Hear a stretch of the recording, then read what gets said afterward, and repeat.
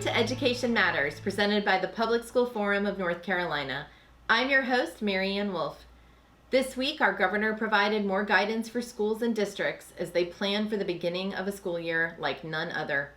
As families make complex and sometimes heart-wrenching decisions to meet the needs of their children, today we will talk to education leaders about what they are grappling with when it comes to finding and securing the resources necessary to safely open our schools in just 1 month.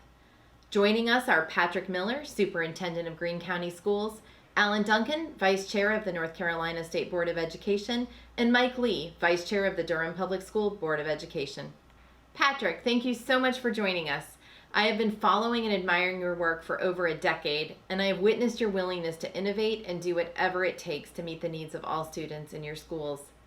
Right now, I know budget concerns seem to exacerbate the many complexities facing our schools. What are the primary budget considerations you anticipate for Greene County?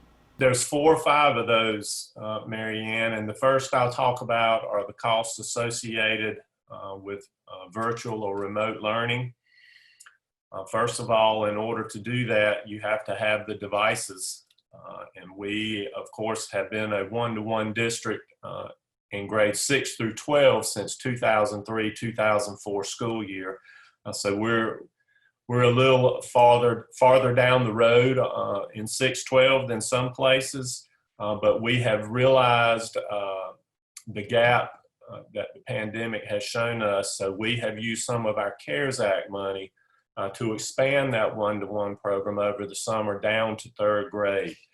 So that's the device piece. Then, of course, for children, students whose homes do not have internet, we need to invest in hotspots. We also need to make sure that we have the online curriculum for the children to use in working in concert with our teachers. Another cost challenge, of course, is PPE, the personal protective equipment, masks, gowns, the shields, the hand sanitizer, disinfectant, all the things that we have to have in place to make sure that we significantly stop or slow the spread of the virus. Another concern, particularly in rural areas, is the challenges associated with transportation. Everyone has heard the guidance that has come out from North Carolina DHHS and DPI regarding the number of students that can safely ride on the bus. That is particularly challenging in rural areas because rural areas often have longer bus routes and they do not have the ability to set up bus routes in tiers. So it's a one-stop shop, one-time opportunity to get kids to school. And so that is a challenge as well. Another that people may not think about are substitute teachers. There's going to be, in my opinion, a significant number of teachers who, for health reasons or for other reasons, are not comfortable returning to the classroom. And we will need to spend more providing substitute teachers. And that is a cost that flies under the radar often. But I think the elephant in the room is the ADM piece, and that is the state provides our budget or our allotments of money based on the number of children that they project that we will serve each year. And that is rectified after between the 1st and 2nd school month, between the 20th and 40th student days. And if we have a significant drop in students who either don't come back or choose to homeschool or choose to leave to go to another school of choice, then that significantly affects the budget of the public schools. Just as an example, in Greene County, we have around 2,850 kids.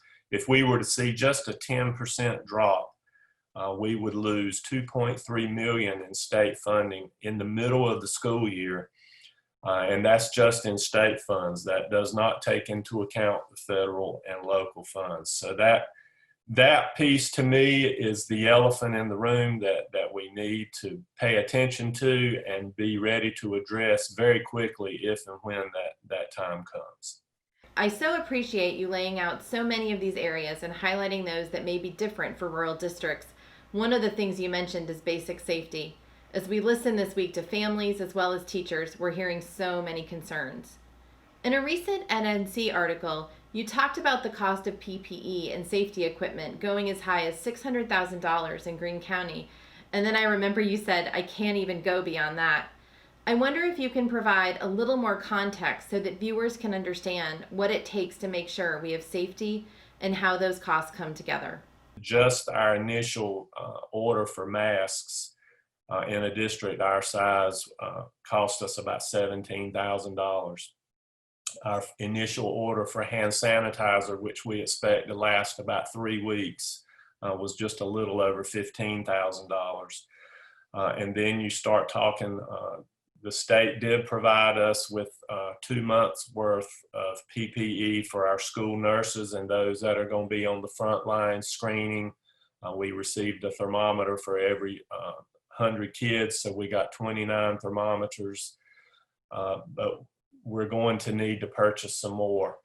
And one thing that has actually surprised me is the price of the disposable gowns that the folks are supposed to wear as they're screening the staff and students as they walk in the building. They're almost $4 a piece, and they're only one wear and then you throw them away. So that the challenges associated with the hand sanitizer, the disinfectant, those numbers really add up fast, especially in rural districts where we don't have as many funding sources as some of the other larger, more affluent districts have. So we are grateful that we received some money from the state for that, as well as from the federal government. My fear is we're already getting close to spending that money up completely, and we only think we have enough for a month or two. And we, of course, run a 10-month school year, so what next? What kind of action does our state leadership need to take to ensure you have the resources you need to safely open Greene County schools?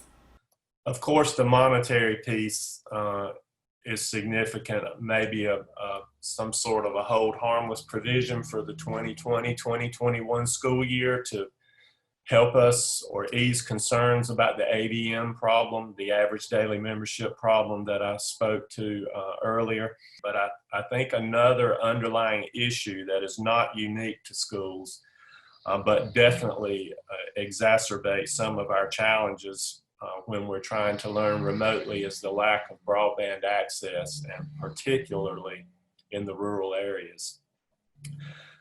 No one would think about buying a house that didn't have access to running water or electricity these days. And in my opinion, broadband is one of those utilities that fits right in there with your water and your electricity. And we need to figure out as a state, a nation, somehow a way that we can get broadband access, number one, to every household, and then figure out how to make it affordable to those who need some assistance. So we really ran into that, and it becomes an equity issue when everybody is relegated to remote learning. And I don't have a crystal ball, but if I did and it worked, I would pretty much almost guarantee that there will be some times this year that we will be learning remotely. And that broadband access issue is going to rear its head again. And the broadband piece does move across multiple sectors in our society, not just education. It's an economic development issue. It covers, as I said, a lot of sectors of our society. So that is an issue. It's not going to be corrected overnight, but we've got to start somewhere or we'll never get to where we are. If you look at today, electricity and water, nobody gives it a thought, but we've got to get started, and we started with those utilities at some point in the past. Got to do the same type thing to ensure broadband access to every citizen. I really appreciate you raising that, as I believe about 200,000 households that have students living in them do not have access to the internet. And as you said, it crosses socioeconomic and other factors as well. You've showed us so many different aspects of our budget concerns, but also just the complexity of the work you're doing. Once again, I'm so grateful for you sharing your thoughtful approach. We're thinking of you as you move forward to do what is best for your students, staff, and families. Thank you. After the break, we will hear from the State Board of Education as well as the Durham Public Schools Board of Education. Education Matters is brought to you each week in part by Town Bank, serving others, enriching lives.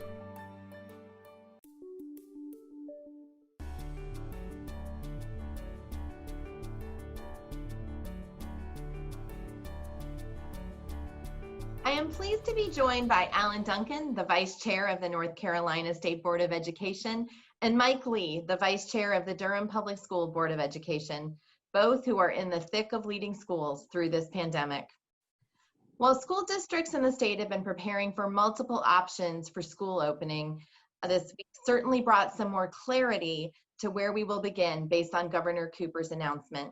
Would you both share your thoughts on how the announcement shifted your work or any other specific ramifications for planning? Alan, would you go first? Well, I think our planning has been for A, B, and C, and that's probably good. Option B combines, as a hybrid, combines both remote learning and instructional classroom learning. Both bring unique challenges. So if we're in A, we would need to have the instructional challenges addressed. If we were in C, we would need to have the remote challenges addressed, and we're in fact in both. So I think our planning has been to work hard on getting ready for both, and those efforts will continue, and they will be significant, as you know. Thank you so much. Mike, what about you in Durham?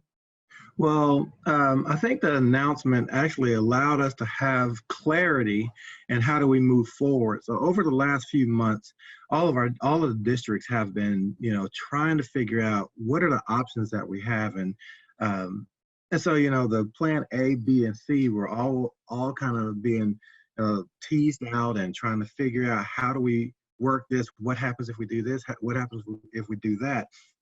However,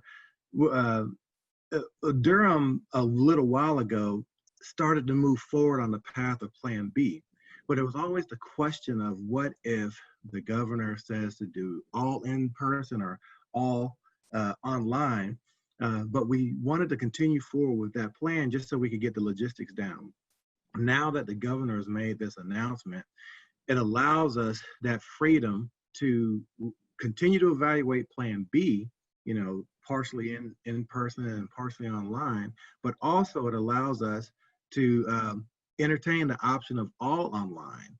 He specifically pointed that out. So now we have these options, and now we can actually start to really investigate what the logistics would be for all of the options, but also really focusing on plan B and plan C. Thank you so much. Alan, I know from the state level you've been working to support districts and also identify funding streams for our schools as they deal with this broad range of challenges. Will you please describe the most pressing needs that you're seeing in terms of budgets in the coming months? That's a long list, as you know, but we have focused significantly from a state level on certain issues. One of them has been child nutrition. We have put an emphasis on making sure that our children are taken care of and fed, and this pandemic has become extraordinarily important. We are acutely aware of the loss of learning that's going on, so a Jumpstart program has been started and authorized. Exactly how it will be carried out under option B is going to be not exactly how you would ideally like it, but we will certainly plan on helping students with that. I would say taking a broader vision, if you will. I think the key areas are exceptional children. We need a significant investment. They've had severe losses.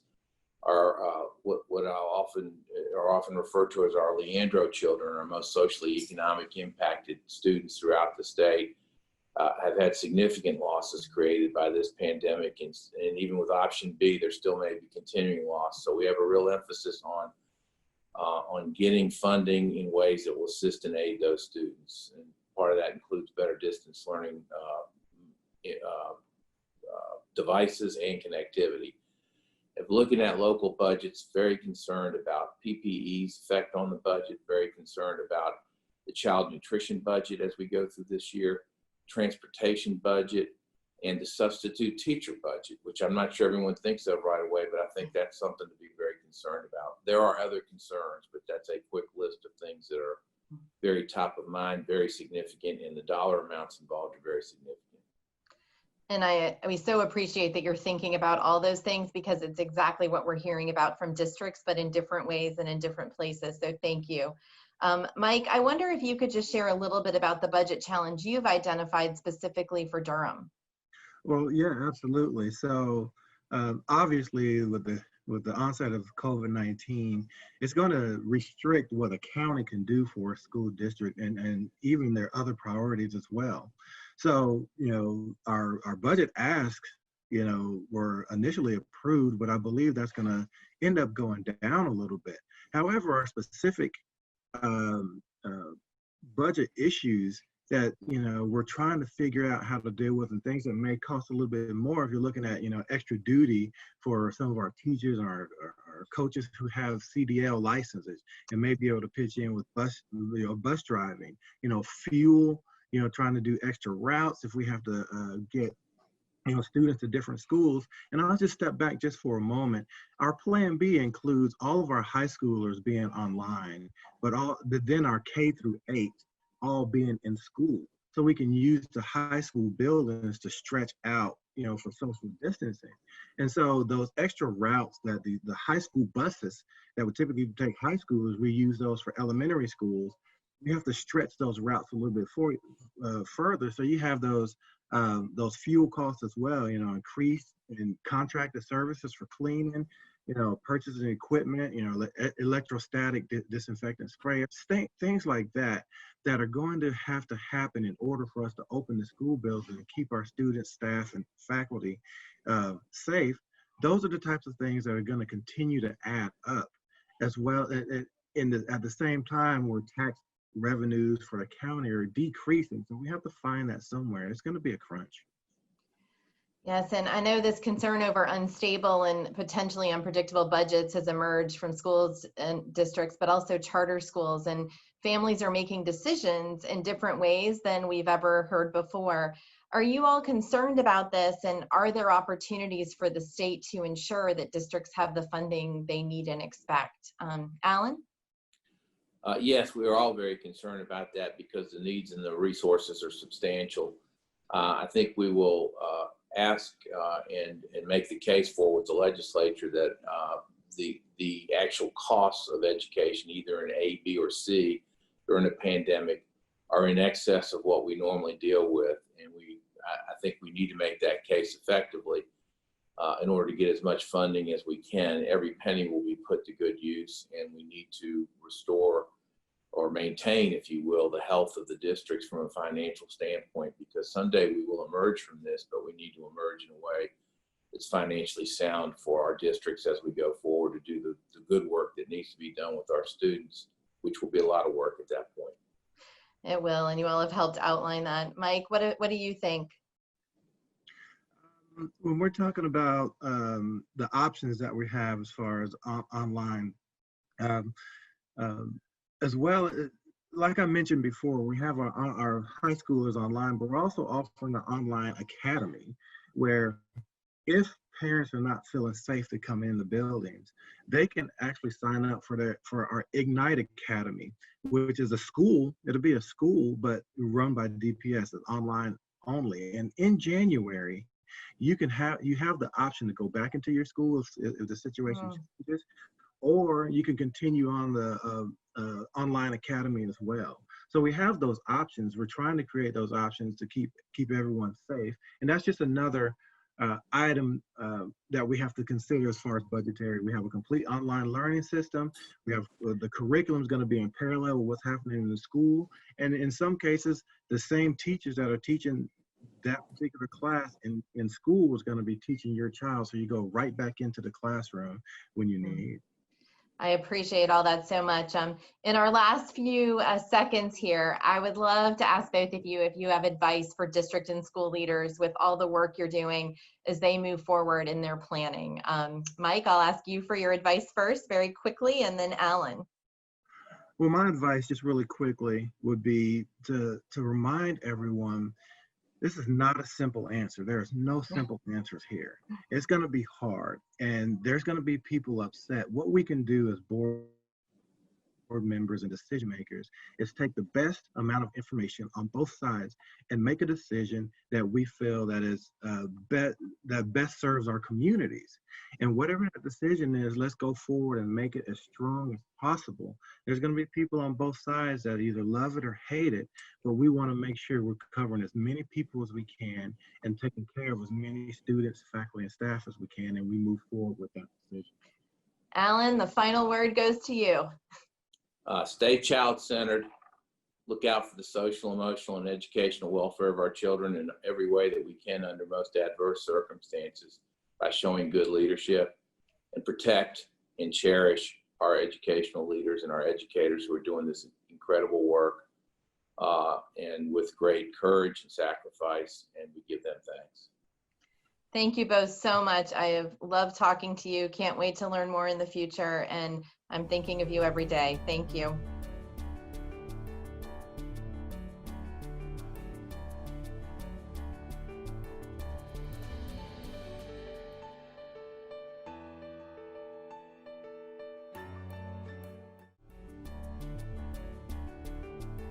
Some may have hoped that this week's news provided by Governor Cooper might have simplified the complexity school districts face as they prepare for the fall and work to provide options for families while keeping students, staff, and families safe. While the governor's statement that schools will operate under Plan B with additional modifications intended to keep students and staff safe certainly provided parameters for our next step, the reality is that our leaders are being asked to make the absolute best possible decision about our upcoming school year within an incredibly complex situation. We all crave getting back to normal, and none of the scenarios before us will provide that. As education leaders gather guidance and data to make tangible and very real decisions for students, staff, and families, we again and again see our districts and schools pulling together in an effort to ensure new, safe learning environments for our students. As families wrestle with their choices, which at this point include a blended learning environment that includes face-to-face and remote learning, or an entirely virtual learning option, many educators are expressing significant concerns about having to return to physical classrooms. We cannot let unstable or unpredictable budgets get in the way of our educators being able to meet the needs of our students and keep themselves and our students safe in the process. We must consider what it takes to provide effective learning opportunities for students in hybrid or remote learning environments. As Patrick Miller, Mike Lee, and Alan Duncan discussed, this includes asking our state leaders to hold districts and schools harmless for their budgets, even if they experience temporary decreases in enrollment due to COVID-19, and ensure districts have the additional funds necessary to provide sufficient protective gear and access to broadband internet, as this has become an essential utility for functioning in our world. Access to high-speed internet is now the primary gateway to accessing a sound basic education during this pandemic, and the provision of a sound basic education is our constitutional obligation to every citizen in North Carolina. It is clear to me that there are three key priorities that must be at the forefront in order to safely begin the 2021 school year in North Carolina. Those are the safety of our students, teachers, staff, and families, equity and access to robust, meaningful learning opportunities, and the provision of resources and funding to support fall plans. As our guests confirm, there is nothing simple or straightforward about this work, but keeping safety, equity, and resources at the forefront of our planning and decisions is critical to the huge responsibility of caring for our staff, families, and kids as we continue to battle the impacts of COVID-19. That's it for this week's show. Thank you for watching, and we'll see you next week.